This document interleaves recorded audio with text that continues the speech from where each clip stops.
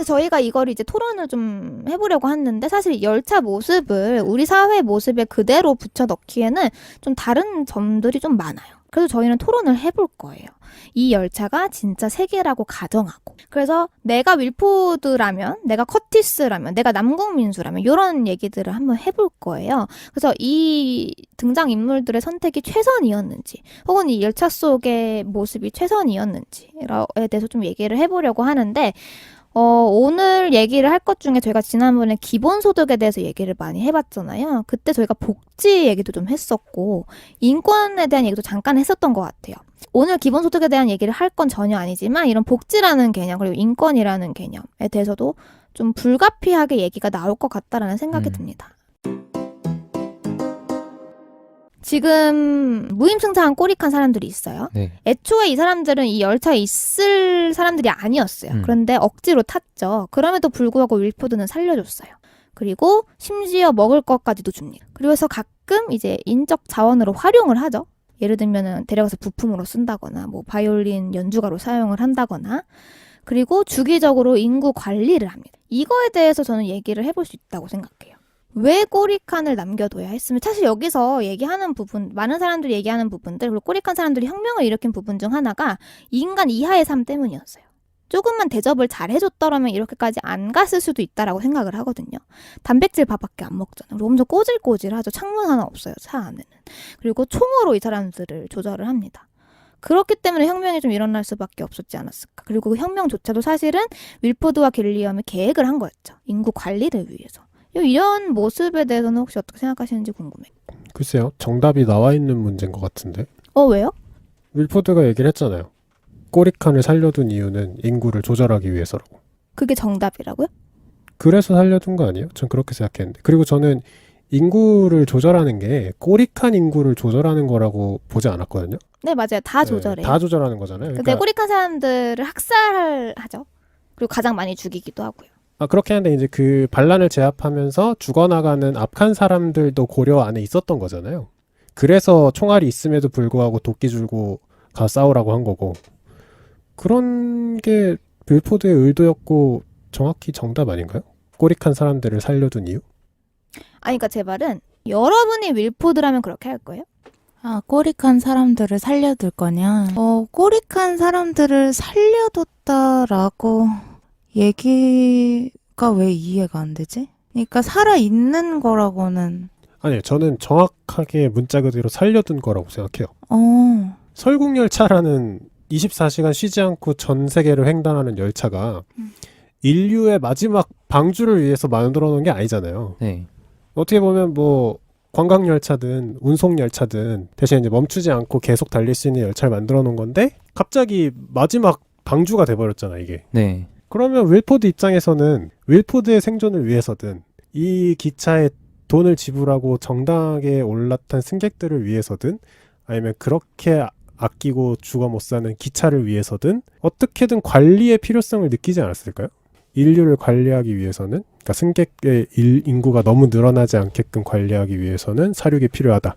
그게 이제 스시칸에서 한번 언급이 되고, 제가 보기에는 너가 윌포드였으면 어떻게 했을까? 너무나도 윌포드가 명확하게 그 답안을 제시해 준 것 같아요. 근데 여러 대안들은 너무너무 많아요. 그러니까요. 우선 첫 번째로 그냥 꼬리칸을 잘라내고 갔을 수도 있죠. 애초부터. 그러면 이제 인구 관리가 안 되잖아. 안 되지 않아요. 왜냐면 더 잘 돼요. 왜냐면은 이 기차 안에 있는 이 뭐 식품이라던가 이 모든 자원들은 그 승객들에 맞춰져 있었어요. 근데 꼬리칸 사람들이 들어오면서 플러스 알파가 된 거야. 전 그렇게 생각하지 않아요. 그러니까 이게 최후의 방주가 아니었기 때문에 그 방주라는 것도 그 CW7이 살포됐을 때 살아남기 위해서 방주로 개조를 한 거지, 인류에게 종말을 주지 않고 영원히 달릴 수 있다는 가정하에 개조를 했을 건 아니라고 생각을 해요. 근데 이제 그런 막중한 책임을 맡게 된 거지, 어떻게 보면. 아니 근데 꼬리칸을 그대로 유지한 채로 그렇게 착취를 하는 게 아니라 사실 악한 사람들은 좀 많이 사치를 누리잖아요. 그 사람들이 딱 먹을 만큼의 식량만 있는 건 아니잖아요. 그거를 좀 이렇게 분배를 꼬리칸까지 좀 했어야 하지 않았나. 그러면은 유혈혁명이 일어날 확률도 줄어들었을 테고, 그러면 상대적으로 인류 전체가 살아남을 가능성이 더 높아지지 않았을까요? 만약에 윌포드가 그걸 진짜 사명으로 생각했다면? 근데 극 중에서 윌포드가 걱정한 건 인구의 증가 아니에요? 인구의 증가는 근데 컨트롤을 하기가 그렇게 어려울까요?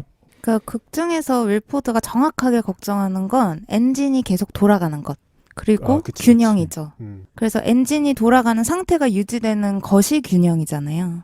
그러니까 엔진이 계속 돌아가면서 조절이 되는 거죠. 생태계가 균형을 이루게 되는 거고 네네. 생태계 균형에는 인위적인 조작이 불가피하다라는 거죠. 그 인위적인 조작이 기차 안에 인구가 많을 때 더 잘 되는 거 아니에요? 그냥 그 영화에서는 2명만 데리고 가서 그 아이들을 거의 학대를 했는데 만약에 그냥 꼬리칸도 다 잘 사는 기차 생태계였다면 윌포드가 방송으로 미안하지만 우리 돌아가면서 좀 수고를 해야 될 것 같다. 그런 식으로 유지시켰을 수도 있는 거잖아요. 그러니까 조금 더 예쁜 모습으로 할 수도 조금 더 있었다는 아름다운 거죠. 모습으로. 앞칸에 있는 사람들의 사치제를 좀 띄어서 네. 아래칸 사람들에게도 줬었으면 되는 거 아니냐. 네네. 그러니까 네. 결국에 복지를 조금 더 잘해줬으면 됐던 거 아니냐. 그렇- 부의 재분배가 조금 이루어지게 했으면 됐는 거 그쵸. 아니냐라는 거죠. 윌포드 입장에서는 우리 돌아가면서 수고로움을 같이 하자라는 걸 원하는 게 아닌 걸로 전 이해를 했거든요. 근데 그게 적절한 인구수랑 배치가 되진 않잖아요. 그러니까 윌포드 입장에서는 어느 수준 본인이 정한 수준 이상으로 인구가 늘어나는 걸 경계하고 있는 걸로 전 이해를 했어요. 네네. 그래서 어떻게든 누군간 죽어야 돼. 근데 명분이 없잖아. 사람을 죽일 명분이 없잖아. 그 누가 그 어떤 개인이 너만 죽으면 우리가 다 살 수 있어라는 말에 동의를 하겠냐 이거죠. 네. 그렇기 때문에 꼬리칸이 무임승차했을 때 살려준 거지. 명분이 생기잖아. 쟤네가 혁명을 일으키면 인구수를 자연스럽게 줄일 수 있는 명분이 생기잖아. 그러니까 꼬리칸이 무임승차를 했지만 살려둔 이유는 얘네를 필요악으로 어떻게 보면 활용하기 위해서다라는 거네요. 그렇겠죠. 윌포드 입장에서는. 윌포드 입장에서는 고민이 많았을 거예요. 야, 이거 언젠간 사람이 늘어날 텐데. 막 안에 치과도 있고 막 의료시설이 있잖아요. 이거 언젠가는 인구가 포화될 텐데 어떻게 하지? 라고 했는데 꼬리칸이 무임승차를 했을 때 윌포드 입장에서는 옳았구나 했을 수도 있을 것 같은데. 사실 저는 지금 약간 벽을 만난 느낌이에요. 이 논리를 깨기는 어려울 것 같아요. 윌포드의 적절한 인구수 조절이 필요하다를 전제하고 가면은 사실 윌포드가 한 것처럼 할 수밖에 없지 않았나라는 생각도 들고. 저는 그렇게 생각을 하지 않는 게 우선 제가 보기에 다른 대안은 또 뭐였냐면 그냥 꼬리칸을 없애버리고 애초에 탄 거 그냥 잘라버리고 네. 저희가 사실 수족관에 있는 예를 들면 아쿠아리움에 있는 것 생태계를 조절을 할 때 죽이진 않아요. 살아있는 물고기들을 막 쏴 이런 게 아니라 개체 조절을 하죠. 아니잖아요. 꺼내 먹잖아요. 꺼내 먹거나 아니면 암컷 수컷을 나눠 놓거나 번식 못하게. 그러니까 그런 대안들이 저는 충분히 있었다고 봐요. 그러니까 꼬리칸 사람들 다 없애고 이제 행복한 사람들만 남았잖아요. 네. 정당한 사람들만. 정당한 사람들에게 계획을 짜게 하는 거죠. 인구 계획 저희 이렇게 되니까 당분간 출산 안 되고 뭐 이런 식으로 짰으면 저는 불가능하지는 않았지 않았을까라는 생각이 좀 들어요. 그렇죠. 근데 그렇게 다만 하면, 문제는 꼬리칸 사람들을 쳐내야 한다. 그러니까요. 윤리적인 문제가 있는 아니, 거지. 제가 보기엔 그게 문제가 되지 않았을 거예요. 어. 왜냐면 돈을 안 낸 사람이니까 끊어낸다고 해서 윌포드 입장에서는 그렇잖아요. 근데 그걸 우리 사회에 대입하면은 그렇게 생각할 우리 수 사회에 있나요? 대입하면 이렇게 얘기 안 하지. 꼬리칸이 있다 없다는 나한테 지금 중요한 그게 아니에요. 윌포드의 목적은 지속 가능한 기차 환경이잖아요. 그러니까 저는 이 토론을 어떻게 봤냐면 윌포드가 우리 영화에서는 최종 보스로 나와서 약간 악인처럼 그려지지만 우리가 토론할 때 사실은 어쩔 수 없는 사명을 짊어진 어쩔 수 없는 선택을 한 사람이다라고 볼 것이냐 그렇죠. 아니면 저처럼 아니다 윌포드는 진짜 악인이 맞고 다른 대안들이 얼마든지 있었다 이게 부딪히는 것 같은데 그러니까 실제 윌포드의 성격에 대입을 해보는 게 아니라 그러니까 윌포드의 입장이 되면 당연히 지금의 윌포드의 선택이 나오죠. 왜냐면 윌포드는 이미 이렇게 선택을 했잖아요. 제가 드리는 질문은 내가 만약 윌포드라면 이렇게 가는 거예요. 범례님은 그대로 윌포드가 윌포드라면 영화대로 계속 끝나겠지. 아니 근데 내 생각에 윌포드의 입장이고 범례님의 그러니까. 입장이야. 그래, 내가 보기엔 윌포드 범포드인 이름을 빌려서 거예요, 약간. 자신의 얘기를 하고 있는 거야. 범포드. 아니, 그러니까 나는 궁금한 게 네. 내가 윌포드였다면이라는 그 전제가 내가 기차를 위한다면이라는 물음이에요?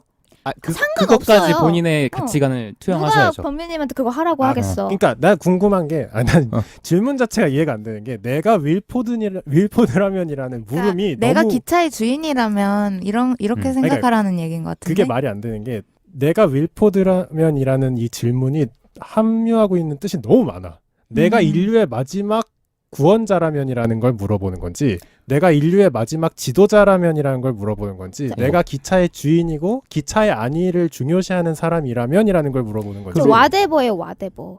범죄님이 주인일 수도 있죠.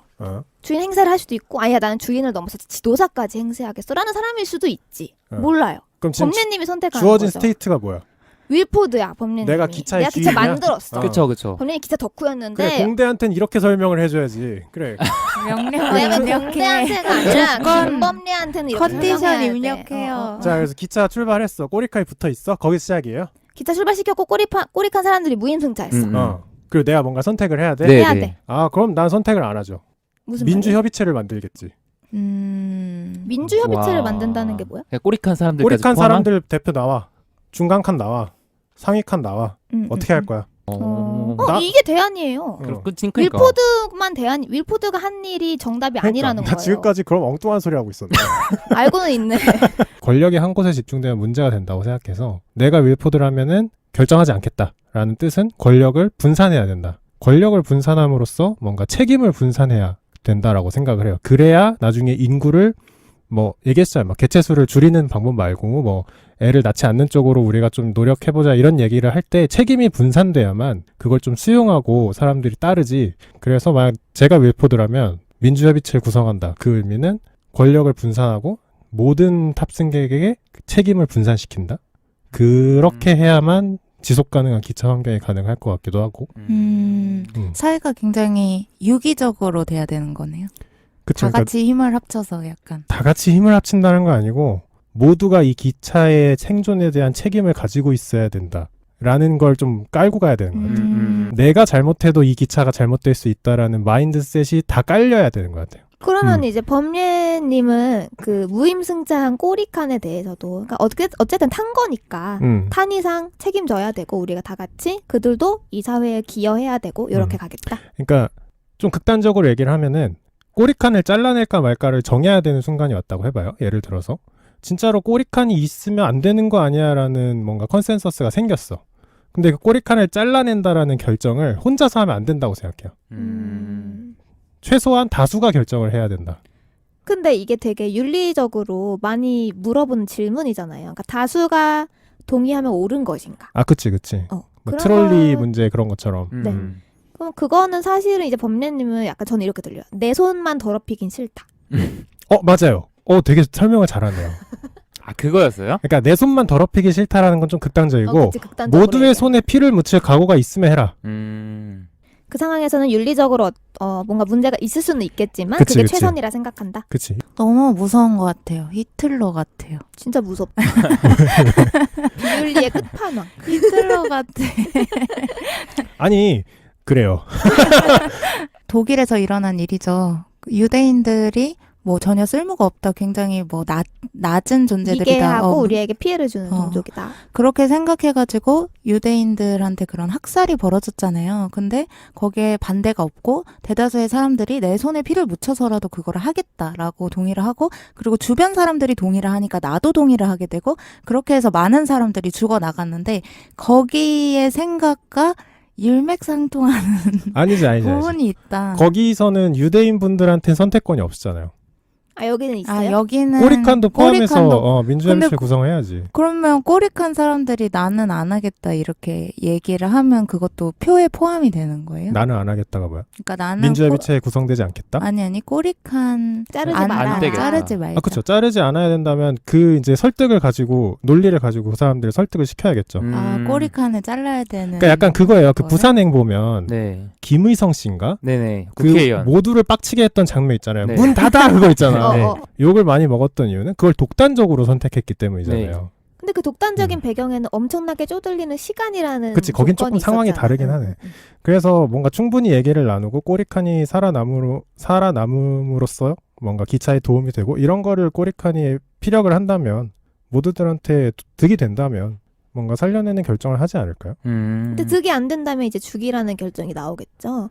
근데 그랬을 땐 이제 이거에 대해서도 이게 트롤리 문제라고 하셨는데 화곡이네. 제가 최근에 재미있게 본 넷플릭스 드라마의 굿플레이스라는 그거 리드가 봤어요. 있어요. 네. 거기 이제 그 트롤리 실험을 실제로 재현해서 그러니까 탁상 공론하지 말고 실제로 너가 그 기차에 타고 있다면 몇 명을 죽일 것이냐 레버 돌려라 라는 장면이 나오는데 그 철학을 전공한 그 주인공이 말로는 되게 잘 설명을 하다가 실제로 기차 위에 올려놓으니까 패닉이 와서 아무것도 못해요.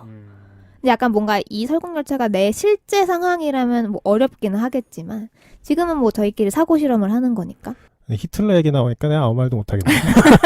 그 다수 뒤에 숨은 사람들의 그 죄책감이나 그런 양심의 가치에 또 공유하면서 그게 작아진다고 느끼잖아요. 그쵸. 그러니까 제가 그걸 얘기한 거예요. 그렇게 행동해야 된다는 게 아니고 원래 사람들이 그렇더라. 근데 뭐 조금 더 첨언을 하자면 사실 모든 사회에 내 집단과 외 집단이 있잖아요. 그래서 내가 속한 집단하고 바깥의 집단이 있어야만 내 집단이 조금 더 강화가 되는데 그렇게 해서 생기는 외 집단을 희생양처럼 만드는 게 굉장히 많아요. 소외되거나 차별되는 사람들은 사실 희생양에 가깝죠. 사회가 사실은 잘 굴러가려면 희생양이 있어야 되고 그리고 행복을 찾아서에서 제가 일부에 말씀을 드렸는데 멀리서 보기에는 불쌍해 보이지만 가까이 가면 혐오스러운 그런 사람들이 희생양이 돼요. 나는 번개가 사탄처럼 떨어지는 것을 본다? 이런 책이 있어요. 근데 거기서 하는 말이 희생양 메커니즘은 사실 모든 사회에 있지만 기독교는 다르다라고 하면서 그 어떤 희생양이 된 여자가 있는데 그 여자한테 돌을 던져요, 사람들이. 근데 예수가 나타나서 너희 중에 죄 없는 자만이 여자에게 돌을 던져라 라는 말을 하거든요. 이건 기독교인 아닌 저도 알고 있는 플롯인 것 같아요. 네, 그렇죠. 그런데 너희들 중에 죄 없는 자만이 저 여자에게 돌을 던질 수 있다라는 말은 죄 없는 사람이 없다는 얘기예요. 모두 다 죄인이라는 거예요. 그래서 희생양을 만드는 사람들을 다 모두 죄인으로 만들면서 그 사람들에게 죄책감을 부여하고 그렇게 해서 원죄가 생기는 것을 예수가 다시 구제해주는 것이 기독교의 메커니즘이거든요. 그런 것들을 보면 좀 굉장히 독특한 종교이기도 하고 우리가 의도치 않게 만들고 있는 많은 희생양들을 바라보는 우리의 시선에 대해서 한번 좀 고려를 해봐야 하죠. 그러면은 저희 범래님 말대로 다수결 해봅시다. 자, 우리가 설국열차에 지금 있어. 갑자기 부담스러운데? 꼬리칸을 잘라낼 것이나 말 것이냐. 거수로 해보죠. 꼬리칸을 잘라내야 한다. 이게 다른 건 없고 흑백으로 우선 정하는 거예요? 지금 아니, 흑백이 아닌 게 어딨어. 꼬리칸 자를 거냐 말 거냐. 지금 우리의 계급이 뭔데요? 그게 흑백 아니에요? 그러니까 흑백이 아닐 수 없다는 거지. 그러니까 나는 뭔가 꼬리칸의 활용 가능성을 개진하는 거 전에 살릴까 말까만 지금 투표하는 그러니까 거예요? 만약에 범례님이 생각하시기에 얘네가 활용 가능성이 있다. 그러면은 찬성하시면 돼요. 그러니까 오케이. 안 자르면 돼요. 오케이. 저희 계급이 뭐예요, 각자? 그냥 아까 범례님 얘기했잖아요. 계급을 떠나서 민주 구성회가 투표하자며, 됐다고 지금. 생각을 하고 우리 다 평등해요. 1인 1표. 근데 내가 어느 계급에 속하냐에 따라서 의견이 달라지잖아. 어떻게? 내가 꼬리칸이면 절대 우린 다 투표 꼬리칸이 안 하지. 아, 우리는 다 오케이. 머리칸이에요. 그러니까 머리칸도 아니고 중간일 수도 꼬리칸도 있고 아닌 머리칸일 수도 있고 뭐 어쨌든 돈 내고 탄 정당한 승객이다. 승객들이. 뭐 그냥 얘기하면 돼요. 어. 난 살려야 된다. 무조건. 왜요? 왜요? 어딘가 활용할 방안이 있지 않을까요? 인구 조절 같은? 아니. 그러니까 왜냐면은 뭐 노역을 쓴다거나. 그렇죠. 이제 그분들도 무임승차했다는 것에 대해서는 인지하고 계시잖아요. 그럼 이 기차 사회에 어떻게 기여할 것인지에 대해서도 우리가 요구를 한다든지 그분들의 얘기를 들을 수 있잖아요. 그러면 분명히 뭔가 사회에 도움이 되는 자리가 있지 않을까요? 청소를 한다든지. 아니면 뭐 청소가 아니더라도 그 급양실인가요? 급식실인가? 거기서 일을 하신다든지. 가끔 꼬리칸 분들을 물론 영화에서는 생존한다는 가정하에 17년이 지나긴 했지만 활용되는 장면이 간간히 나오잖아요. 바이올린을. 소수만. 네, 소수만이죠 그때는. 이왕 들어온 김에 구성원으로서의 역할을 해라. 오케이. 그런 식으로 할 것 같아. 저도 살려야 된다. 왜요? 저는 떼야 된다라는 논리를 도저히 못 찾겠어요. 근데 사실 명분을 만들 수가 없죠. 떼야 된다는 아니, 명분을. 그럼 제가 한번 해볼게요. 네. 저희 지금 기차 안에 식량들과 지금 생태계가 이렇게 되어 있잖아요. 식물 등등 해서 이게 딱 꼬리칸 없는 사람들을 위해서 만들어 놓은 거예요. 꼬리칸 분이 없어. 꼬리칸 사람들이 들어오는 순간부터 우리 돈 내고 탄 승객들은 희생해야 될 게 생겨요. 뭐 조금 먹는다든지. 덜 먹는다라던가 아니면 솔직히 죄송한 말이지만 꼬리칸 분들 더럽잖아요. 냄새나고 그분들과 함께 생활을 해야 되고 그분들을 뭐 입고 씻기고 하는 거 다 우리 걸로 해야 되잖아요. 그것도 놀릴 수 있지 않나요? 그러니까 그게 제 생존이랑 직결되는 게 아니잖아요. 네. 당장 내가 죽는 건 아니니까 그쵸. 내가 좀 불편할 뿐. 양보해야 될 뿐이지. 살려야 한다. 네. 저도 설득이 안 되는 것 같아요. 꼬리칸을 잘라내야 된다. 저는 사실 이 정도 재난 상황이면 그 옛날에 돈을 냈냐 안 냈냐가 더 이상 이상 중요하지 의미가 않은 것 맞아, 맞아. 같거든요. 그리고 이제 돈을 쓸 일도 없잖아. 근데 우리가 인류의 마지막 남은 사람들인데 협력하지 않으면 어떻게 살 건가? 그렇게 해서 잘라내고 그러면 그 잘라낸 사람들 사이에서 또 내 집단과 외 집단이 갈리게 돼요. 그러면 또 잘라내고 계속 잘라내야 되는 상황이 생기거든요.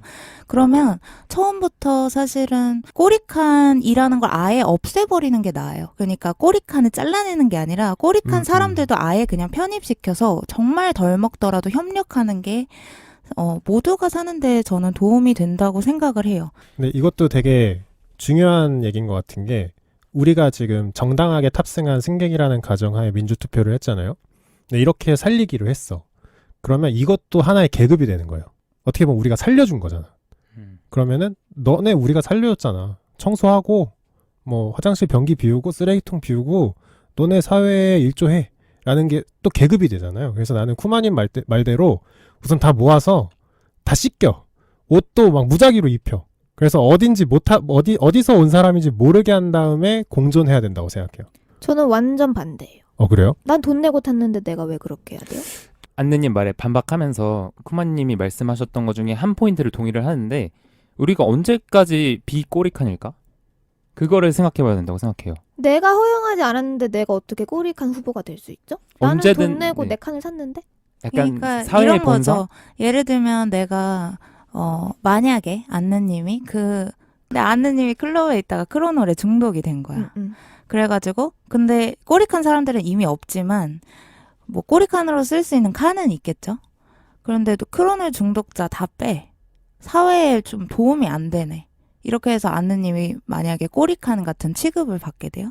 그렇게 해서 또 도움이 안 되는 사람들은 또 자르고 그리고 거기서 나태한 사람들 또 자르고 이런 식으로 계속 희생양을 만들어 나가면 이제 분열밖에 없어요. 그래서 이 사회의 근본적인 메커니즘이더라도 상생하는 길을 저는 꼭 찾아야 된다고 생각하고 그게 꼬리칸을 자르는 것 자체가 그 분열의 시작이라고 보기 때문에 뭔가 동의하기는 약간 힘든 것 같아요.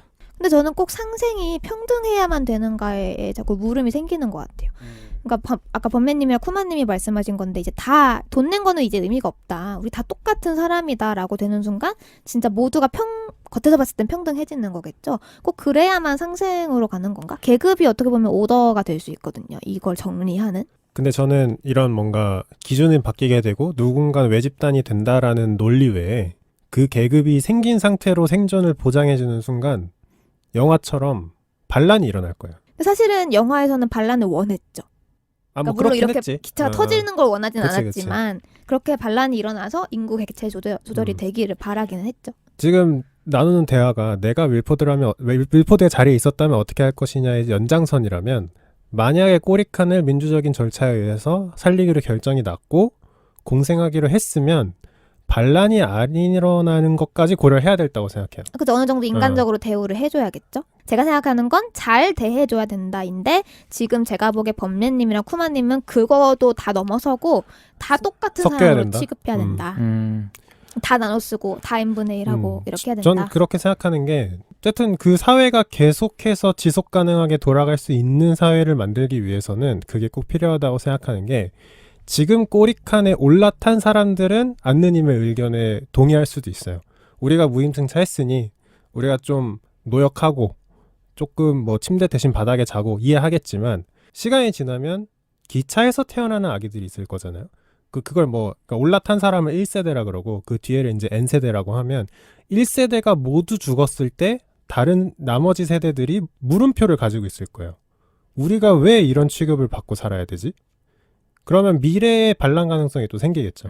우리 부모 세대가 올라탔다고 해서 왜 우리 세대도 노역을 담당하고 침대가 아닌 바닥에서 자야 되지? 이건 잘못됐어. 뒤집어 엎자. 라고 생각할 수도 있을 것 같아서. 저는 되게 위험하다는 생각이 드는 게 물론 그 반란이 일어나는 게 배드 시나리오겠죠.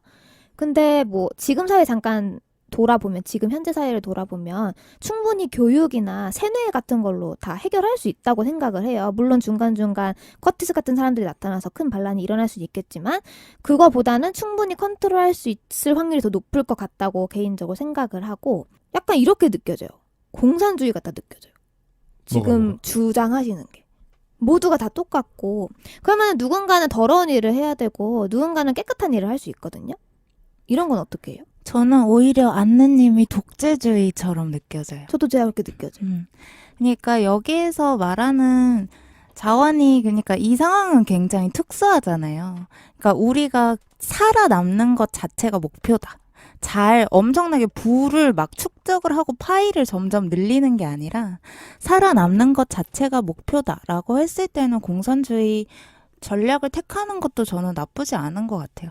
그런데 계급이 있을 때에 생기는 문제점은 뭐냐면 지금 현대사회에서 자본주의를 비판하는 모든 사람들이 그렇게 얘기하지만 밑에 있는 애들은 끝까지 밑에 있고 위에 있는 애들은 끝까지 위에 있는다는 거예요. 그러니까 내가 뭐 노력해서 너가 잘 될 수 있어 라고 사회는 계속해서 명령함에도 불구하고 현실은 그렇지 않은 거.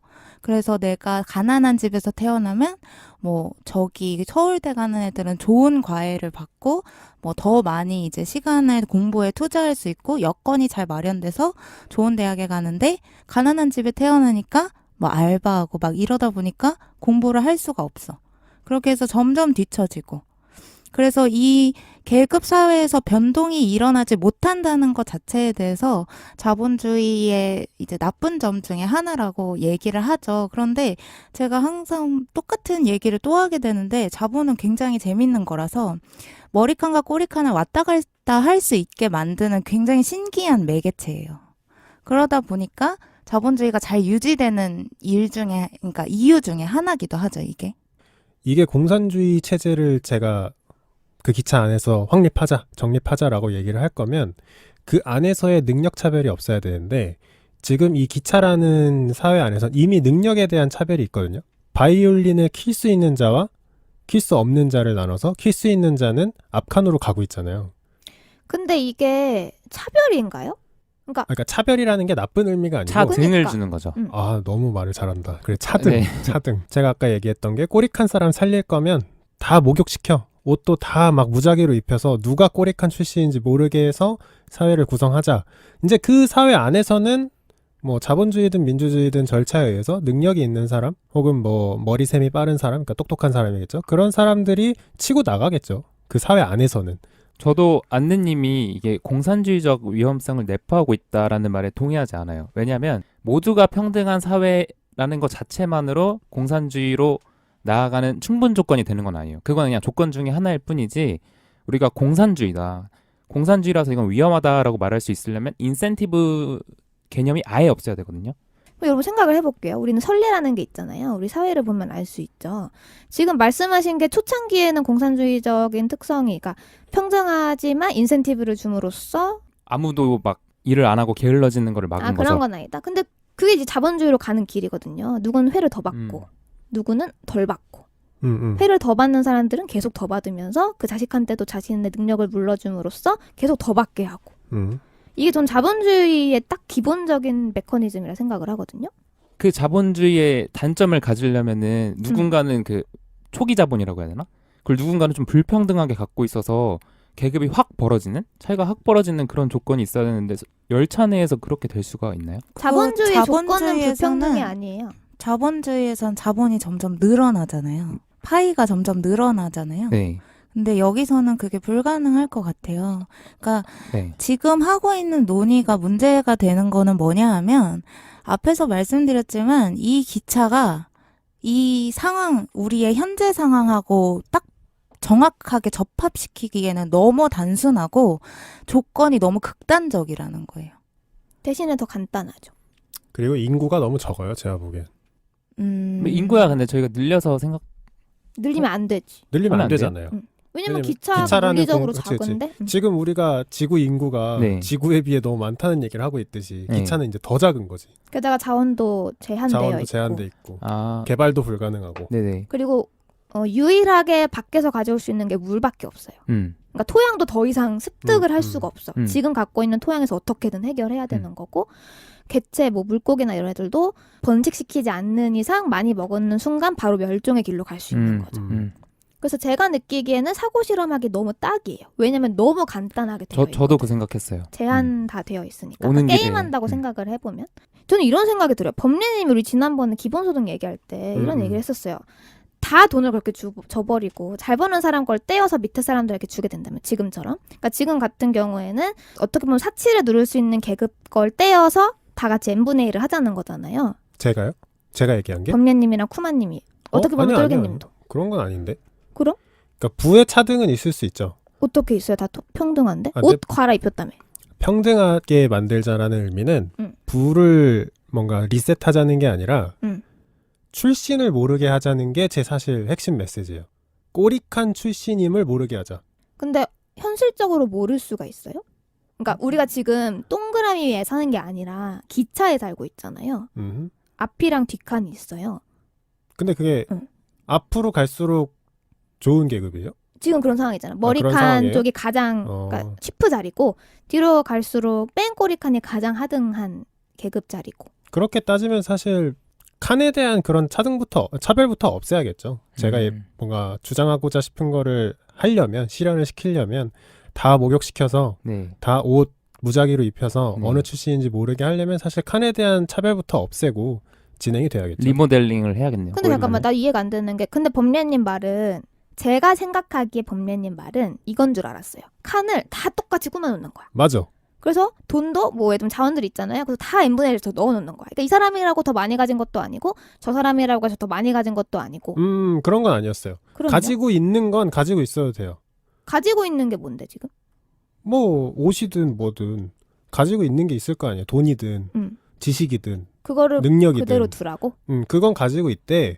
꼬릭한 출신인 걸 모르게 해야만 꼬릭한 사람들이 사회에 소프트 랜딩 할 수 있다고 생각을 하는 거예요. 꼬릭한 출신이라는 그 꼬리표가 붙어 있는 한 그 사람들은 사회에 녹아들지 못할 거라는 판단인 거예요, 저는.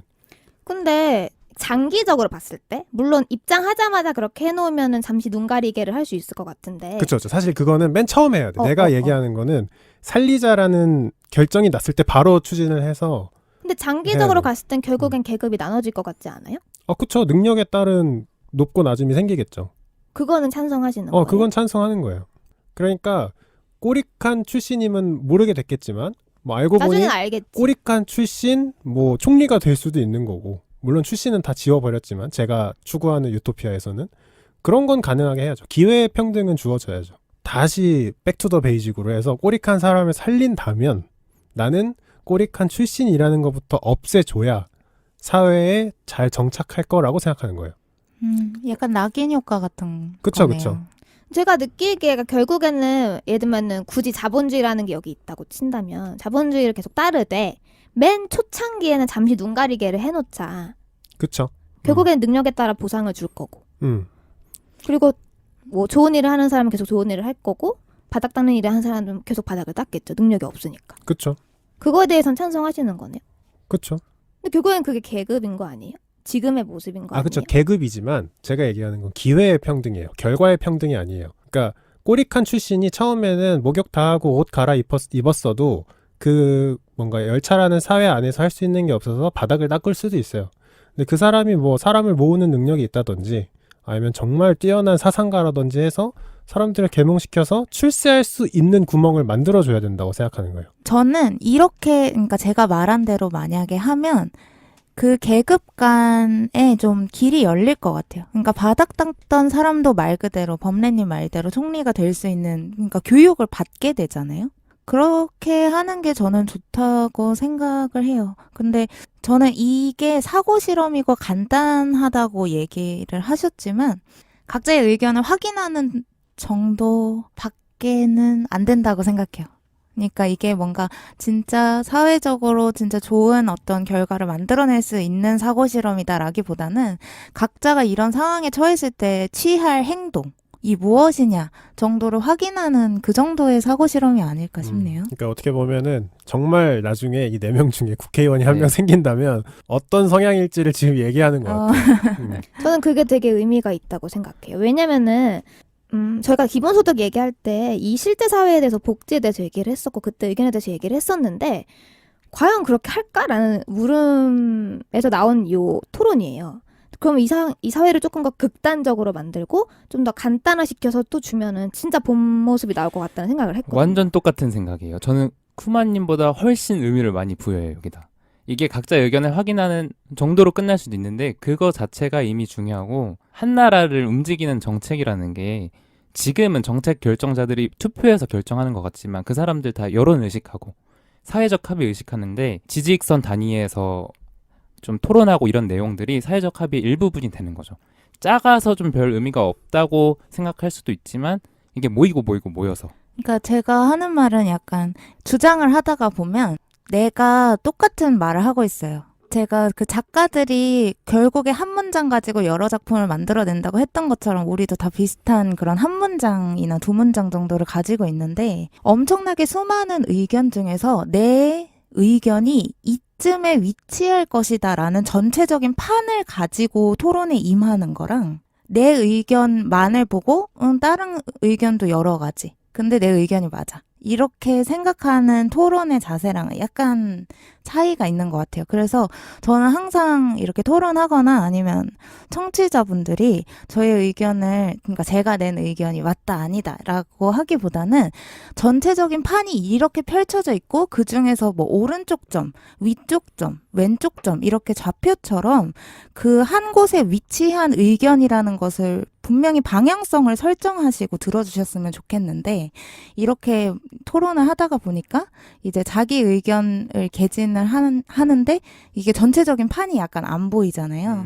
그래서 들으시는 분들이 내가 가지는 의견들 중에서 여기쯤에 위치해 있겠다라는 방향성을 가지고 들으셨으면 그러니까 좋겠어요. 쉽게 얘기하면 바둑판 없이 바둑하는 기분이란 얘기죠. 그렇죠. 조금 초치는 얘기일 수는 있는데 지금 어쩌다 보니까 이 설국열차에 대한 토론이나 토의가 본인의 이념이나 혹은 뭐 본인이 혹시나 뭐 정치인이 됐을 때 바라보는 국가에 대한 이상향 뭐 그런 걸 얘기하는 거라고 생각하셨는데 전 전혀 그렇지 않다고 생각해요. 그러니까 안느님의 의도가 이 에피소드에 녹아나지 않을 거라고 생각해요. 왜요? 그 이유는 사람은 권력이 생기면 생각이 바뀐다고 생각합니다. 그러니까 실전이랑 그거랑 다를 것이다. 네, 지금 아무리 우리가 이 한평 남짓한 녹음실에서 자기의 이념을 떠들어도 정말 내 손에 칼자루가 쥐어지면 그럴 수 있죠. 여기 4명 모두 생각 바뀔 거라고 전 확신해요. 제가 너무 네. 공감해요. 난 솔직히 여러분들이 꼬리칸 안 자르자고 하는 것부터 과연 이 사람들이 진짜 그 자리에 올라가면은 아닐 것. 왜냐면 제가 이 질문하면서 계속 느끼는 게 범례님이 기본소득 얘기할 때 이런 얘기를 했어요. 그렇게 다 평등하게 해버리면 누가 생산할 거며 다 소비하지 누가 생산해 라는 식으로 얘기를 하셨었어요.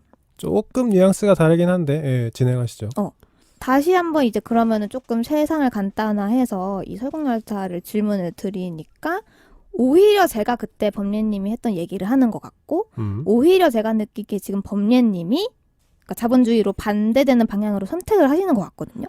근데 두 개가 조금 1대1로 매치가 저한테는 안 되게 느껴지는 건 설국열차라는 사회는 굉장히 불안정한 사회예요. 근데 전 어떻게 보면 너무 안정적이지 않아요?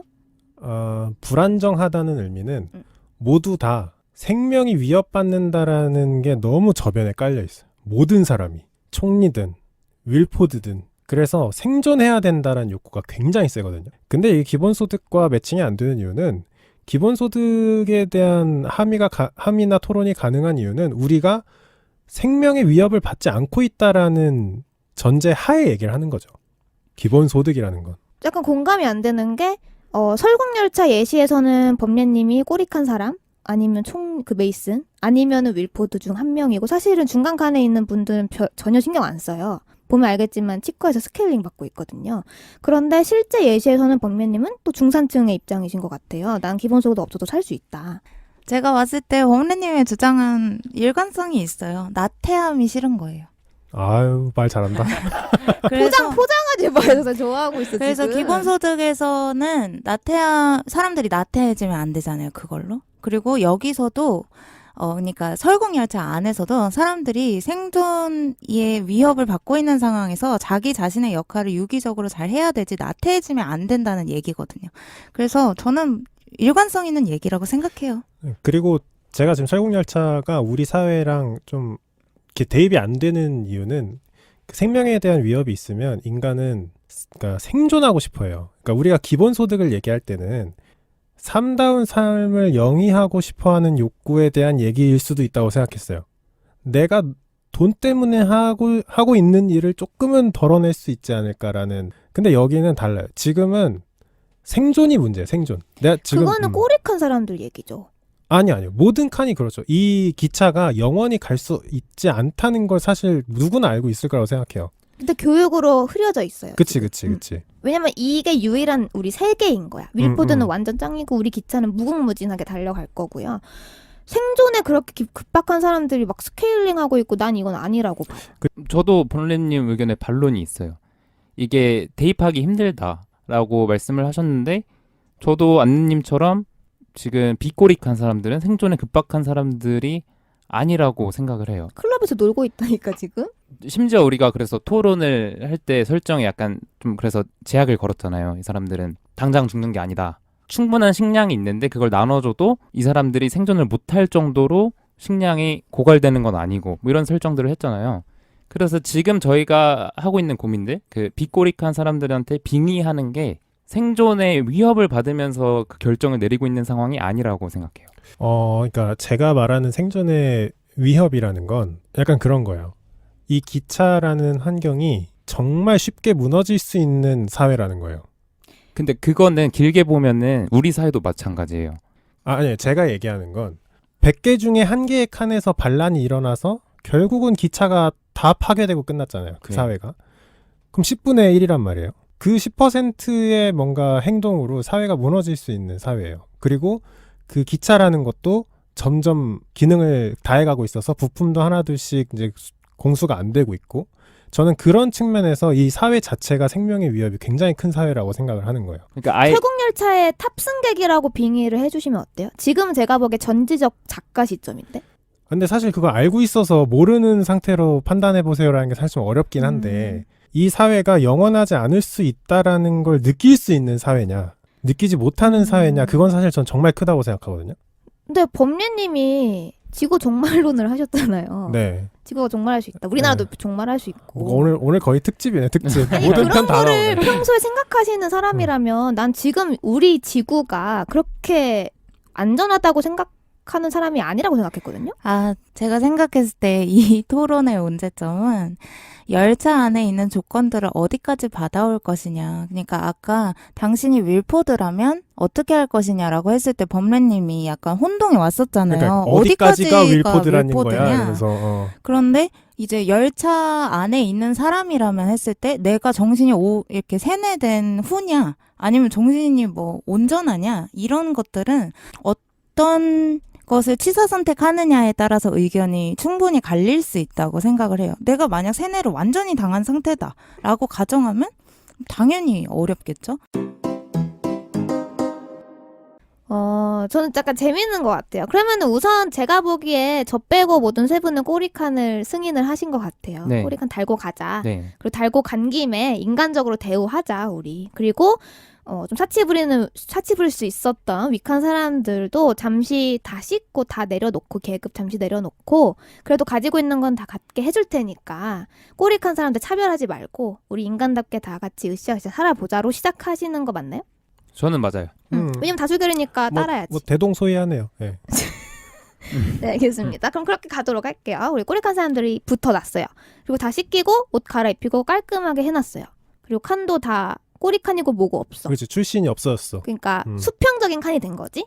모든 칸이. 근데 필연적으로 계급에는 위아래가 있을 수밖에 없어요. 맞죠? 그러니까 평행한 계급이 그쵸? 아닌 거야. 위아래 왜냐면은 말씀하셨던 인센티브 다르다. 그렇지, 공산주의가 아니라고. 그거- 그치? 네, 바이올린 인정. 키는 사람이 바닥 청소하는 사람보다 더 받겠지. 그렇겠죠. 교육자는 더 받겠고. 그렇겠죠. 그리고 교육자인 사람은 그 월급 식량을 받으면서 계속 유지를 해나가겠죠.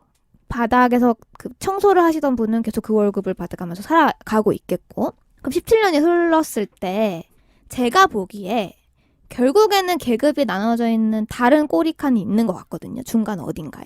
네, 근데 그게 그렇게 지옥도일까? 그 영화 설국열차처럼? 그건 아닐 것 같아요. 저도 그렇게 생각하고 제가 아까 얘기했던 것 중에 기회의 평등이 주어져야 된다. 그게 보장된다면 계급이 나눠져 있어도 큰 반란이나 사회의 전복은 없을 거라고 생각해요. 근데 지금 저희가 자본주의 세계에 살고 있잖아요. 네. 여기 예시를 좀 빌려오자면 자본주의가 사실은 말 그대로 정말 평등한 사회예요. 저희가 안 좋은 예시를 지금 보고 있어서 그렇지 원래 자본주의는 기회의 평등이 주어진 사회예요. 누구나 생산자가 될 수 있고 누구나 소비자가 될 수 있고 누구나 마음만 먹으면 CEO나 회장이 될 수 있는 사회예요. 네네. 그런 곳에서 저희 잘 살고 있는데 지금도 사실은 결국엔 계급이 나눠져 있고 안 보이는 계급이 나눠져 있고 금수저, 은수저, 흑수저라는 말이 나왔고 그러니까 돈을 덜 버는 사람들은 계속 반란이라 되냐 노사를 뭐 체결을 하고 항의를 하고 정책 바꿔달라라고 하고 복지 더 달라라고 하고 있잖아요. 그럼 설국열차가 시간이 흐르면서 그 제2의 꼬리칸에 사는 사람들이 우리 더 달라라고 할 수 있어요. 그쵸? 바이올린 키는 사람들은 계속 회만 먹잖아. 우리는 돈 못 벌어서 회는커녕 이상한 밥만 먹고 있어. 너네 회 n분의 1에서 우리 줘. 라고 할 수도 있어요. 쫓아내야죠. 아니, 전 쫓아내면 안 된다고. 아니, 아니, 어떻게 쫓아낼 수가 아니 있어? 저는 쫓아내도 응. 제가 처음에 생각했던 이상하고 크게 다르지 않다고 생각해요. 어... 그 사람들은 우리가 새롭게 합의한 능력으로 차등을 두는 사회 전제의 근본으로 거부를 하는 사람들이거든요. 그러니까 맘에 안 들면 너가 나가라. 중이 싫으면은 싫으면은 떠나라. 저를 떠나야지. 이거는 아까 제가 했던 얘기 중에 첫 세대한테만 가능한 얘기예요. 우리 다 합의했잖아. 이렇게 살기로. 절이 싫으면 중이 떠나야지. 근데 안느님 얘기는 제가 듣기에는 미래를 가정한 거예요. 미래. 17년이 지났고 세대들도 태어났어. 여전히. 근데 자식 세대는 그거에 동의한 적이 없잖아요. 근데 만약에 자기가 더 먹고 싶으면은 그러면 교육은 똑같다면서요. 그러니까 내가 이야기하고 싶은 건 그거예요. 쫓아낼 필요 없고 야 바이올린 키는 애들은 스시 먹고 우린 왜 맨밥만 먹냐? 라고 하면은 너도 바이올린 배워. 너도 하면 되잖아. 응. 교육 다 받잖아. 그러니까 교육 받을 수 있잖아. 그러니까 제 말은 그렇게 해야 된다고 생각해요. 그렇게 반항한 사람들은 이미 그 전제조차도 거부했다고 이미 생각을 했어요. 그것도 안 한다? 나 지금 생각을 해볼게. 이 사람들이 하는 이유는 나 바이올린 못해. 그럼 나 계속 이것만 해야 돼? 나 바이올린 못해도 회 먹고 싶어. 바이올린 이거예요. 말고도 이 사회에서 그러니까 뭐든 간에. 뭐든 간에 안 한다? 할 수 안 있는 게 한다가 없다. 아니라 네. 내가 배운 거라고는 부모님한테 물려받은 청소 기술밖에 없는 그러니까 고급 거야. 기술이 없어서. 아니지. 그거는 그 공통교육이 없는 상황을 가정하신 공통교육도 것 있다 같은데. 칠게요. 아, 우리 공통교육이 고등교육까지 다 있으면- 받을 수 있어. 그러면은 스스로 노력을 해서 뭔가 쟁취해야지. 그게 싫다고 하면 어. 쫓아내야죠. 어디로 쫓아내? 밖에다가? 네. 왜 밖에다가? 사람을 갑자기 죽여. 왜냐면 이거 봐 삶이 변한다니까. 그래 칼자를 지어주면 이렇게 된다니까. 왜냐면 안느님이 우리도 줘라고 했을 때 저는 그 사람이 약간 반란하는 사람이라고 생각했어요. 그치? 반동분자다. 네, 그런 사람은 사회 무섭다. 이거 독재주의 아니에요? 근데 이것도 무슨 말인지 이해는 돼요. 네, 네. 어. 아니 모두가 발언권을 가져야 되는 거 아니에요? 그러니까 만약 똘긴 그렇게 생각한 것 같아. 이 기차를 폭발시켜 버리고 싶을 그런 건 정도의 아니겠지. 그런 사람이면 어떡하지를 좀 가정한 거 거의 같기도 여기까지 어. 상정을 했어요. 근데 계속 무시당하면 그렇게 할 수도 있죠. 극단적으로 선택할 그러니까 수도 그럴 때 쫓아내야죠. 그건 무시당했을 진압해야죠. 때잖아. 근데 이제 지금 안느는 그 정도까지 얘기하는 게 아니고 진짜 막 크로널에 불 붙이기 일보 직전에 네. 스시내나 이 상태가 아니고 네. 그 사회에 약간 적응하지 제안을 한 거야. 못하고 이 약간 정책을 받아들여 달라. 예를 들면 우리 이렇게 한 거야. 우리 기본소득 달라. 안 받아주죠. 아니 나는 안 받아주는 건 똑같아도 안 받아주는 명분은 다를 것 같아. 어떻게? 여기는 누구든 본인이 노력하면 스시를 먹을 수 있는 세상이다. 노력하지 않고 스시를 먹으려고 하지 마라. 근데 약간 지금 저희 상황이랑 너무 비슷하게 가는 것 같아서 지금 상황이. 그러니까 지금 저희도 다 고등교육 다 받잖아요. 근데도 우리 흑수저다. 기본소득 달라. 복지 더 해달라. 라는 말이 나오고 있어요. 분명히 설국열차에서도 시간이 지나면 뭐 범례님 말대로 아무리 그렇게 얘기를 해도 안 보이는 계급이 있는 거 너희도 모르겠냐. 우리 부모님이 청소했다고 나도 계속 물론 그중에 개천에 용난 사례가 있겠지. 그럼 범례님이 그걸 가져오면서 이 사람 봐. 이 사람 청소관 출신인데도 지금 바이올린 켜고 있잖아. 너네 노력의 문제야. 라고 계속 하실 거예요? 근데 그 전제가 왜 중요하냐면 노력하면 누구나 성공할 수 있다라는 걸 지도자가 부정하는 순간 아랫사람이라고 얘기를 해볼게요. 계급이 낮은 사람? 계급이 낮은 뭐 하위 10%에서 그런 얘기가 나와서 지도자가 그래 그것 좀 잘못됐네. 이게 기회의 평등이 아니라 결과의 평등이 중요한 거네 라고 하는 순간 90%의 사람을 적으로 돌리는 거예요. 그러니까 그 기본 전제 자체를 부정하면 안 된다고 생각해요. 그러니까 자본주의의 모습이잖아요. 이론상 띠오리로 따져보면은 누구나 할 수 있어. 능력만 있으면. 우리 교육도 다 해주잖아. 네. 근데 이제 하위 계급에 있는 사람들이 다 필요 없고 기본소득 달라. 근데 이게 약간 아까 뭐 쿠마님 얘기한 거랑 좀 같은 것 같은데 저는 이게 대입이 안 되는 이유는 대한민국 사회를 아마 얘기를 하시는 것 같아요. 근데 대한민국 사회는 저는 많이 성숙하지 못한 자본주의라고 생각을 해요. 말씀하신 대로 흑수저가 흑수저에 남을 확률이 높다라는 게 뭐 기사에도 많이 나오고 한다면 그거는 말 그대로 기회의 평등이 제대로 주어지지 않는 사회인 거예요. 기회의 평등인 척하는 거지. 다 같이 수능 보고 대학 가잖아. 뭐가 문제야? 근데 그 안에는 뭔가 돈이 많은 사람은 과외를 할 수도 있고 뭐 더 나아가서 진짜 돈이 많고 권력이 센 사람은 막 시험지를 빼서 막 미리 공부를 하기도 하고 만에 하나의 경우죠. 한참 많이 나왔잖아요. 우리 1년 전인가? 고등학교 엄청 난리 아니었어요? 그거 하나 네. 나온 거잖아요. 그러니까 뭐 그런 식으로 그러니까 기회의 평등인 척하지만 대중이 보기에 기회의 평등이 제대로 주어지지 않는 사회예요. 그러니까 말만 그렇다는 대한민국은. 거지. 근데 아까 얘기했듯이 그 기차가 기회의 평등이 주어진다면 내가 똑같은 얘기를 하는 거예요. 한국에도 기회평등이 있어요. 없다니까 지금. 아니 있잖아. 이론상으로 있잖아. 그러니까 아무도 부정하지 않아요. 기회의 평등인 척하지만 평등하지 않잖아요. 그러니까 지금 대한민국은. 그러면 평등인 근데 저는- 열차에서는 그게 주어진 상태라는 그치, 거죠. 그치. 범내님이 생각하는 열차에선. 우리나라도 초기에 우리나라 얘기를 하는데 자본주의도 초기에는 기회평등으로 시작했어요. 네. 근데 안내 의원님. 시간이 지나다 의원님. 보니까 네. 잘 보니까 이 기회평등이 말만 있는 것 같은 거야. 근데 제가 앞에서 지적했지만 여기서는 파이가 늘어나지 않아요. 그리고 소수 사회다 보니까 그러니까 소수라고 지금 생각을 해볼게요. 파이가 늘어니까 돈이 더 많은 사람들이 돈으로 돈을 굴려가지고 돈을 더 버는 그런 게 아니잖아요. 지금 내가 스시 2개를 더 먹으면 그 스시 2개가 스시 4개가 되는 게 아니에요. 스시 2개는 나 스시 2개 먹고 끝나는 거거든요.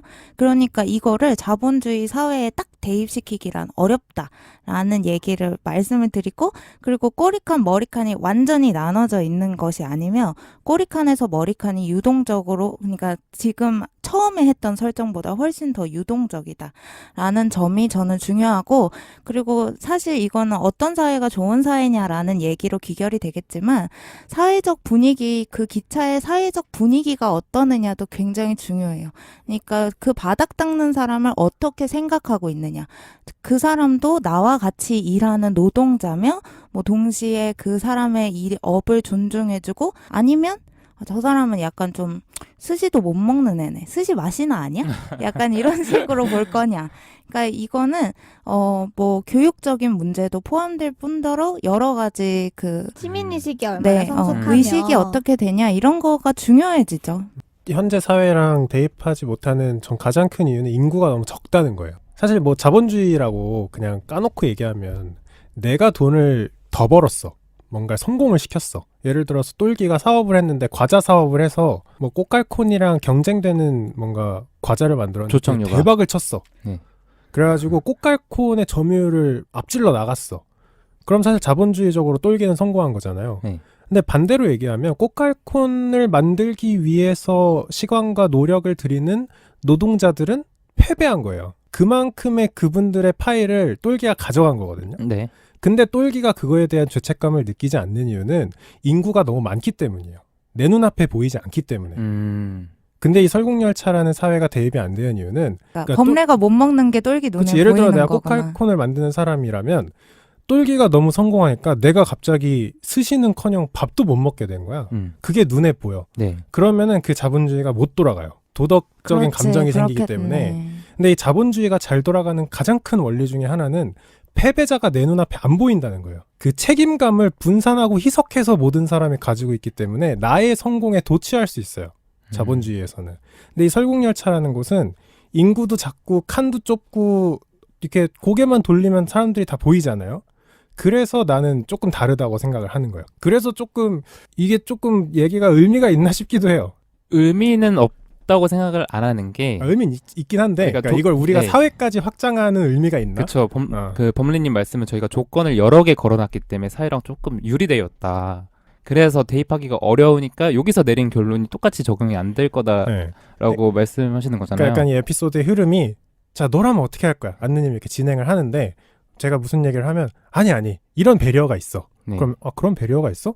그럼 이렇게 하겠지. 아니 이런 배려도 있어. 이렇게 진행되는 것 같거든요. 네. 그렇게 생각하다 보니까 이거 완전 사회랑 다른 얘기를 하고 있는데 그러니까 저는 한계는 있지만 완벽한 의미를 찾기에는 한계는 있지만 여기서 걸어둔 조건들을 사회에 적용할 때 하나씩만 풀면은 얘기는 어느 정도 비슷하게 적용이 될 수 있다고 생각해요. 그러면서 진짜 우리 사회에서 정의가 뭔가 자본주의를 어떻게 제고해야 되는가를 생각하는 합의에 어느 정도 도움을 줄 수 있다고 생각을 하거든요. 그러니까 쿠마님이 말씀하신 대로 이 대화를 이끌어감에 있어서 본인이 생각하는 이념들은 볼 수 있을 테지만 네. 전 똘귀님 의견에 조금 다른 건 그 이념을 배리어를 하나씩 베껴가면서 네.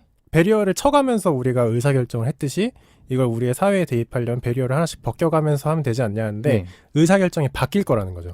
그렇죠. 그래서 제가 네. 한계는 있지만 네. 한계가 있다는 거를 순위 결국 역으로. 인정하는 것 같아요. 저는. 본인이 네. 생각하는 의사결정의 리스트 중에 순위 역전이 분명히 생길 거예요. 지금 설국열차 영화에서 남궁민수라는 캐릭터가 있고요. 그리고 커티스라는 캐릭터가 있어요. 네. 남궁민수는 열차 탈출을 꾀했죠. 그래서 이거를 굳이 이제 비유를 해보자면 지금 열차라는 이 사회 시스템을 아예 폭발시키고 무에서 시작하자라고 생각하는 사람인 것 같아요.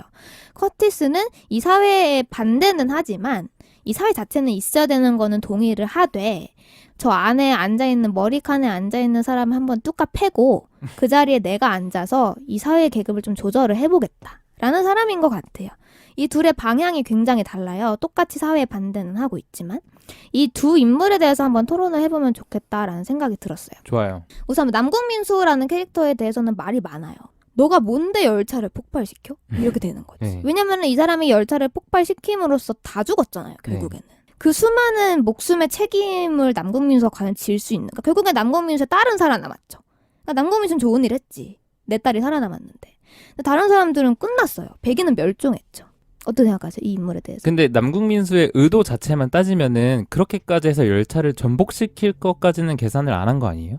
그럴 수도 있죠. 하지만 달리는 열차에서 문을 폭발시킨다는 게 그것도 네. 정교하게 계산된 폭발물이 아니고 그냥 더덕더덕 붙여놓은 그 크로널 덩어리였잖아요. 네. 그게 폭발력이 어떨지, 아니면 이 달리는 음. 열차에서 문이 폭발했을 때 열차가 어떻게 될지 이걸 그냥 몰랐을까요? 근데 저도 영화를 보면서 좀 의아했던 것 중 하나였어요. 거기서 7인의 반란? 뭐 그런 게 나오잖아요. 네네. 이누이트. 그 사람들은 기차를 폭발시키지 않고 내린 거지. 밖에 나가서 얼어 죽었잖아요. 네. 그러니까 그렇게 하면 안 그러니까 되나? 왜 남궁민수는 꼭 크로노를 가지고 문을 폭발시키려고 했을까? 그게 좀 보면서 의문이긴 그러게요. 했어요.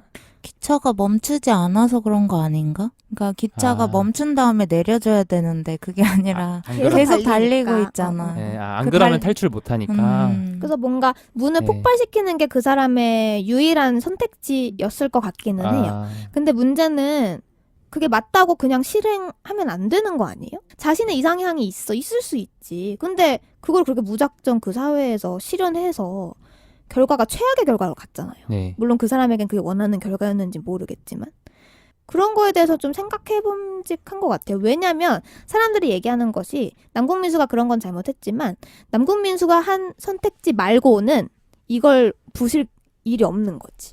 근데 무책임한 사람이라고는 생각해요. 영화니까 시간이 제한되어 있으니까 당연히 그렇게 연출을 했겠지만 남궁민수가 공론장을 만들려는 시도는 전혀 안 했다는 건 맞아요. 그렇기도 하고 나가서 어떻게 하겠다는 플랜도 없는 사람이에요. 그냥 폭발하고 본 거야. 그냥 뭐 비행기가 막가판. 눈이 녹고 있는 것 같은데 네. 라고만 생각했지. 그럼 나가서 어떻게 할 건지, 어디서 나갈 건지, 어느 코스를 돌 때쯤 나갈 건지 이런 건 하나도 없고 왜 꼭 머리칸에 있는 문을 터뜨린 거죠? 그러게요. 크로놀만 충분하면은 아니 이제 앞으로 가면서 크로노를 크로노를 모은 모으려고. 거지. 그러니까 모았으면 뒤로 네. 가면 되잖아. 왜 굳이 뒤로 가요? 뒤에 클럽 사람들이 길막하고 있었을 때는 아니구나 아직 그때는. 크로노 다 모으고 보니까 머리칸인 거지. 근데 뭐 무책임하고 어쩌고 말은 맞긴 한데 실제로 결과적으로는 지구가 녹고 있었잖아요. 뭐 그런 측면에서 보면은 선구자인 느낌을 주려고 그쵸. 감독이 의도한 것 같기도 한데 음.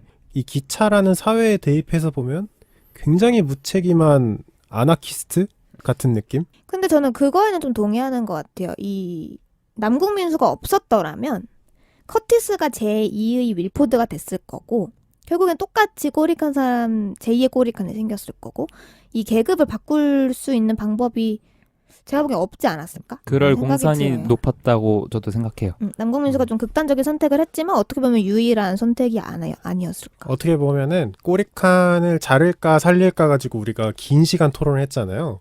그거 가지고 뭐 윤리적이네 윤리적이지 못하네 얘기를 했는데 여기서 제일 윤리적이지 못한 사람은 남궁민수예요. 맞아요. 네. 내가 보기엔 아, 윌포드보다 더 나쁜 네. 새끼야. 윌포드는 사실 어떻게 보면 희생자예요. 자기 인생 바친 거잖아. 이거 그러니까 살리겠다고. 그 얘기했던 우리 쉬기 전에 얘기했던 것처럼 윌포드는 어쩌다 보니 노아의 방주의 주인이 된 거야. 그리고 윌포드가 얘기도 하죠. 나라고 맘 편히 여기 있었을 것 같냐. 근데 평생을 기차 걱정하면서 살았을 거 아니야, 거기서. 아 근데 그게 영화에서 연출을 보여줄 때 마지막에 윌포드 칸 들어갈 때 윌포드가 이렇게 편하게 스테이크 굽고 있잖아요. 그래서 저는 나라고 마음 편했겠냐는 그냥 인사치레? 인사치레라고 나는 생각했어요. 내적 갈등은 충분히 있었을 것 같아. 음. 그러니까 전형적인 물질적으로는 풍요로울 수 음. 있으나 그 속에 걱정이 많았겠죠. 그런데 막상 꼬릭한 사람들은 그거는 다 문제치고 바퀴벌레 먹으면서 살고 있었던 거지. 근데 지금 남궁민수에 대한 얘기를 하고 있지만 전 남궁민수의 선택이 조금 아쉬운 건 정말 영화가 시리즈물이었다면 커티스가 그 자리에 앉았을 때 어떻게 했을지도 난 너무 궁금해. 그쵸. 근데 저는 안느님 말한 대로 갔을 것 같아요. 똑같이? 제2의 네. 윌포드. 약간 중국의 그 마오쩌둥이 완전 그 항일 운동의 선구자, 영웅으로 추대받다가 그 일본이 물러가고 독재자 자리에 앉으면서 변질이 됐듯이 그런 사례가 숱하게 많거든요. 그러니까 네. 그게 좀 궁금해. 아까 우리가 얘기했던 게 우리가 이렇게 떠드는 게 아무 의미가 없는 게 네. 권력을 가지면 생각이 바뀐다. 네. 그 얘기를 제가 했잖아요. 난 네. 그 커티스도 너무 궁금한 거야. 그쵸. 왜냐면 그 사람은 이해관계자가 윌포드보다 다양하잖아요. 꼬리칸 출신 그리고 꼬리칸 사람들이 기대하는 바도 있을 거고 그러니까 윌포드에 비해 이해관계자가 굉장히 복잡한 인물인데 네. 그 사람이 집권했을 때의 사회가 어떻게 흘러갔을지도 궁금해. 근데 저는 권력을 가진 자가 생각이 바뀐다는 건 진리처럼 생각하고 있어요. 근데 저는 너무 동의를 해서 저 지난 토론으로 좀 돌아가 보자면 아까 범례님이랑 쿠마님이랑 똘기님이 세운 초창기의 그 세팅들이 난 의미가 없는 것 같은 거야. 결국에는 사람이 계급이나 인센티브나 부가 주어지면 바뀔 거라 생각을 하거든요. 사람은 남을 보고 우월감을 느끼잖아요. 내 집단 외집단 얘기를 하셨지만 내 집단이 더 우월하다는 거를 외집단을 통해서 많이 느끼려고 한다고 생각하거든요. 그래서 나는 눈 가리고 아웅 같은 거야. 결국에는 사람들이 계급이 나눠지면 꼬리칸을 만들 거예요. 왜냐면 난 그 사람을 봄으로써 난 행복하니까. 근데 아까 그거는 제가 대변을 좀 해보자면 덜 경직되어 있다는 점에서 의미가 있었던 거 아니었어요? 그래서 눈을 가렸다는 거. 계급 간 이동이 가능하고 네. 뭐 이동이 가능하든 안 하든 가능하다는 전제를 모두가 공유하고 있고 뭐 그런 게 좀 다르긴 하겠죠. 저는 그게 되게 무서운 것 같아요. 이게 개인에게 책임을 돌릴 수 있는 게 무궁무진하거든요. 그러니까 예를 들면은 좀 자본주의의 저는 폭력성이라고 생각을 하는데 자꾸 개인의 노력 탓을 하는 거예요. 우리 이론상으로는 너도 금수저가 될 수 있는데 너 대학 교육도 다 받았잖아. 근데 너는 왜 못해? 그 이유는 너가 노력을 안 해서야. 이렇게 몰아가는 거에 환멸을 느낀 지금 젊은이들이 많잖아요. 좀 그게 되게 무서운 것 같아요. 그런 뭔가 전체에 대한 이론을 갖다 붙이면서 개인을 좀 노력 부족한 사람 혹은 욜로 하면서 그냥 놀고 먹기 바쁜 젊은이로 치부하는 모습이 되게 위험하다는 생각이 들고 저는 그런 면에서 사실은 저는 자꾸 기본소득 얘기를 하는데 그런 복지 정책에 좀 찬성을 하는 쪽이에요. 왜냐면 개인의 노력으로는 안 되는 게 있다는 거를 배워 나가는 것 같아서. 노력하지 않았다. 노력하면 되지 않느냐. 이게 안 통하는 게 더 많아요. 지금 잘 나간다는 사람들, 그러니까 CEO든 그러니까 어쨌든 사회 지도층이라고 불리우는 사람들이 시대를 잘 만난 경우도 많아요. 우리가 진짜 몇십 년 전만 해도 문과가 득세하던 시대예요. 변호사, 네. 세무사, 사자 붙으면 막 날라다니던 시대잖아요. 근데 요즘은 문송합니다라는 말을 하면서 이과한테 지금 스포트라이트이 비춰지고 있잖아요. 그쵸. 그러니까 이게 사실 자본주의나 노력이나 기회나 평등만으로 얘기할 수 없는 개개인의 삶은 분명히 있다고 생각해요. 그러니까 구멍이라고 해야겠죠. 커다란 그물이 있으면 그 안에 정착하지 못하는 구멍들이 정말 많이 뚫려 있는데 그건 사실 한계라고도 봐야 되고 그런 측면에선 국가에서 부단한 노력을 해야 된다고 생각해요. 네, 그러면 저희 지금까지 영화 설국열차에 대해서 많은 토론을 나눠봤는데요. 개인적으로 정말 즐거운 시간이었습니다. 그렇게 재미없게 얘기하면서 즐거운 시간이었다고. 하나도 안 즐거운 표정으로 전 즐거운 재밌었어요. 약간 그거 시간이었어요. 같았어. 쿠마가 와 재밌겠다. 네, 지금까지 들어주셔서 감사합니다. 감사합니다. 감사합니다. 감사합니다.